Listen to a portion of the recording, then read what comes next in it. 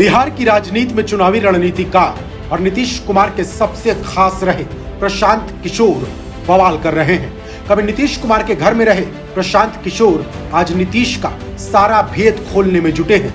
एक तरफ नीतीश की टेंशन बढ़ रही तो दूसरी तरफ अब पीके पर जुबानी हमला भी शुरू हो गया है। पीके के बारे में बड़ा खुलासा आरजेडी नेता शिवानंद तिवारी ने किया। तिवारी वही हैं जो नीतीश को राजनीति से संन्यास लेकर आश्रम खोलने की सलाह दे चुके हैं। शिवानंद तिवारी का कहना है कि वो प्रशांत किशोर से 2 बार मिल चुके हैं। उस वक्त प्रशांत किशोर नीतीश कुमार को अजीबोगरीब फॉर्मूले से प्रधानमंत्री बनाने का अभियान चला रहे थे। बिहार की राजनीति में शिवानंद तिवारी बाबा के नाम से जाने जाते हैं। शिवानंद तिवारी के मुताबिक तब प्रशांत किशोर का ये कहना था कि आरजेडी जेडीयू को मिल जाना चाहिए। उन्होंने कहा कि जब दोनों पार्टियां मिल जाएंगी तब बिहार झारखंड के 54 लोकसभा सीटों में से 50 सीटों पर जीत हासिल की जा सकती है। प्रशांत किशोर ने यह भी कहा था कि 2024 के लोकसभा चुनाव में पहले और दूसरे स्थान पर आने वाली पार्टी की सरकार नहीं बनेगी, बल्कि तीसरे स्थान पर हमारी पार्टी रहेगी और हमारी सरकार बनने की संभावना ज्यादा है। हालांकि प्रशांत किशोर ने ये नहीं बताया था कि 2024 में इस तरह का मैंडेट क्यों आएगा, लेकिन उन्होंने इशारे में जरूर बताया था कि हमारी सरकार बन जाएगी, नीतीश कुमार प्रधानमंत्री बन जाएंगे तो लालू यादव का घोटाला वाला मामला भी रफा दफा हो जाएगा। आरजेडी उपाध्यक्ष शिवानंद तिवारी ने प्रशांत किशोर के जनसुराज यात्रा पर भी निशाना साधा।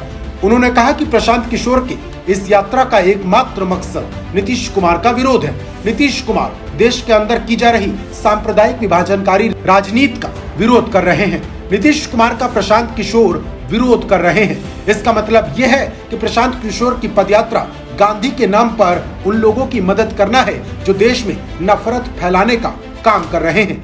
वहीं प्रशांत किशोर पर आरजेडी नेता का सीधा हमला साफ बताता है कि महागठबंधन में पीके की दहशत है। ऐसे में तिवारी के खुलासे के बाद पीके किस तरीके से जवाब देते हैं ये भी देखने वाली बात होगी। ब्यूरो रिपोर्ट, न्यूज़ चौक। बिहार में मुख्यमंत्री नीतीश कुमार और चुनावी रणनीतिकार प्रशांत किशोर के बीच जूतम पेचार जारी है। कभी पीके नीतीश बाबू पर हमलावर हो रहे हैं तो कभी नीतीश उनको जवाब दे देते हैं।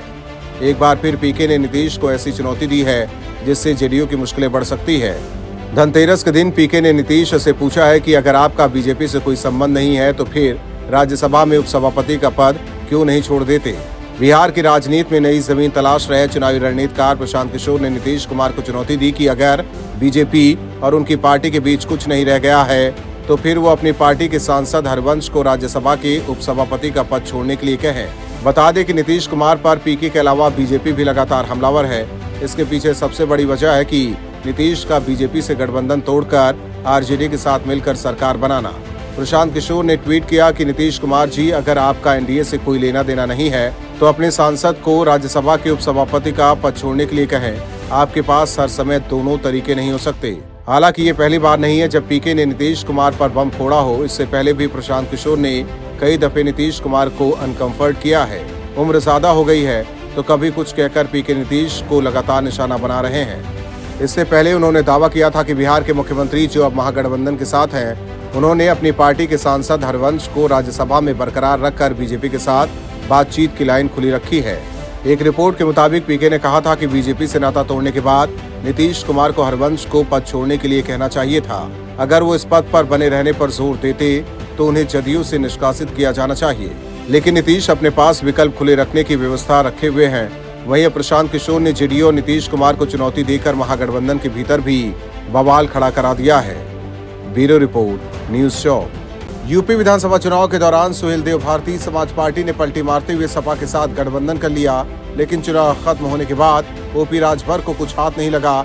सपा गठबंधन चुनाव हारा, उसके बाद राजभर भी अपना रास्ता बदल लिए।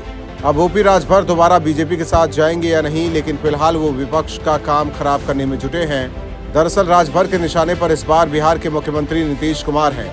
राजभर ने जातिगत जनगणना के द्वारा नीतीश पर जबरदस्त हमला किया है। राजभर ने एक जनसभा को संबोधित करते हुए कहा कि बिहार के सीएम नीतीश कुमार ने जातिगत जनगणना कराने का फैसला नहीं किया तो वो 27 अक्टूबर को उनकी खाल उधेड़ देंगे। सावधान रथ यात्रा निकाल रहे राजभर ने नीतीश के बारे में कहा कि पहले बीजेपी के साथ वो सरकार चला रहे थे, तब कहते थे कि जातिगत जनगणना कराने में सहयोगी बीजेपी बाधा बन रही है। अब तो बीजेपी साथ नहीं है, आरजेडी के साथ है। तो जातिगत जनगणना कराने का फैसला क्यों नहीं कर रहे हैं? ओम प्रकाश राजभर ने आगे कहा कि इस बारे में देरी क्यों हो रही है। अगर नीतीश ने जवाब नहीं दिया तो 27 तारीख को उनकी खाल उधेड़ दूंगा। आगे उन्होंने कहा कि पटना के गांधी मैदान में नीतीश से हिसाब लिया जाएगा। राजभर ने कहा कि उनकी रथ यात्रा से सारी पार्टियां डर रही हैं। इन दलों को डर है कि राजभर जनता को जगा न दे। उन्होंने इससे पहले दावा किया था कि वोट की ताकत के दम पर वो साल 2024 में दिल्ली में अपनी पार्टी का पीला झंडा जरूर लहराएंगे। बता दें कि ओम प्रकाश राजभर 2017 की यूपी विधानसभा चुनाव में बीजेपी के साथ थे। वो योगी सरकार में मंत्री भी बने थे, बाद में सरकार से अलग हो गए। हालांकि पिछले कुछ समय से ओम प्रकाश राजभर एक बार फिर बीजेपी के करीब आते दिख रहे हैं। राष्ट्रपति चुनाव में भी उन्होंने एनडीए उम्मीदवार द्रौपदी मुर्मू का समर्थन करने का ऐलान किया था। ऐसे में राजभर ने एक बार फिर नीतीश कुमार पर निशाना साधकर साफ कर दिया है कि ओपी राजभर आने वाले दिनों में विपक्ष का खेल खराब कर देंगे। ब्यूरो रिपोर्ट, न्यूज़ चौक। गुजरात के हम चुनाव में आम आदमी पार्टी की ऊंची उड़ान भरने से पहले ही बीजेपी कोई गूढ़ योजना लाकर उसके पंख काट सकती है। ऐसे संकेत है कि राज्य चुनाव आयोग जल्द ही दिसंबर के पहले सप्ताह में होने वाले दिल्ली नगर निगम चुनाव की अधिसूचना जारी कर सकता है। अगर ऐसा हुआ तो ये केजरीवाल के लिए बड़ा झटका साबित होगा। दिसंबर के पहले सप्ताह में एमसीडी चुनाव कराने के पीछे वजह यह है कि इसे गुजरात विधानसभा चुनाव के साथ जोड़ा जाए, जिसके कार्यक्रम की घोषणा जल्द ही की जा सकती है। हालांकि आम आदमी पार्टी इसे टालने के लिए आसमान सिर पर उठाए हुए है, लेकिन फिर भी वो बीजेपी के सुनियोजित चाल में फंस गई है। दरअसल गुजरात विधानसभा चुनाव में बीजेपी को लगातार 7वीं बार जीत का अनुमान है, लेकिन पार्टी कोई जोखिम नहीं लेना चाहती है, क्योंकि गुजरात प्रधानमंत्री नरेंद्र मोदी और पावरफुल केंद्रीय गृह मंत्री अमित शाह का गृह राज्य है। गुजरात में किसी भी प्रतिकूल परिणाम का सीधा असर 2024 लोकसभा चुनाव पर पड़ सकता है, जिसमें बीजेपी जीत की हैट्रिक दर्ज करना चाहती है। बीजेपी कुछ समय से राज्य में आम आदमी पार्टी को कमजोर करने की कोशिश कर रही है। इसमें आम आदमी पार्टी के कुछ वरिष्ठ नेता भी शामिल हैं, जो बीजेपी में शामिल हो गए हैं। फिर भी आप सुप्रीमो अरविंद केजरीवाल के गुजरात आने के बाद से पार्टी कार्यकर्ता उत्साहित हैं। वहीं गुजरात और दिल्ली नगर निकाय चुनाव को एक साथ आयोजित करना केजरीवाल की योजनाओं पर पानी फेर सकता है, क्योंकि वो गुजरात में पार्टी की कोशिशों को कम नहीं होने दे सकते और साथ ही उन्हें दिल्ली में आपके चेहरे पर लगे धब्बे को भी हटाना होगा। पिछले कई सालों से चुनाव में दिल्ली मिलाजुला फैसला दे रही है। एक तरफ दिल्ली के मतदाता लोकसभा और नगर निगम चुनाव में बीजेपी को पसंद करते हैं, वहीं जब विधानसभा चुनाव की बारी आती है तो उन्होंने 2 बार आपको भारी जनादेश दिया है। आम आदमी पार्टी का असली प्लान एमसीडी चुनाव में जीत हासिल करने की है, ताकि वो 2024 में दिल्ली की 7 लोकसभा सीटों पर बीजेपी को प्रभावी तरीके से चुनौती दे सके। वहीं आम आदमी पार्टी पूरी तरह से केजरीवाल पर निर्भर है। ऐसे में अगर 2 चुनाव एक साथ होते हैं तो उन्हें अपना समय बांटना होगा, जो उनकी अनुपस्थिति में आपके प्रचार की गति को प्रभावित कर सकता है।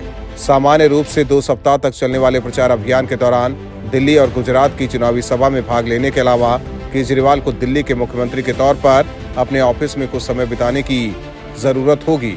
बीजेपी को भरोसा है कि केजरीवाल के बटे हुए ध्यान से उसे राजनीतिक लाभ होगा और वो एमसीडी में सत्ता बनाए रखने में कामयाब होगी।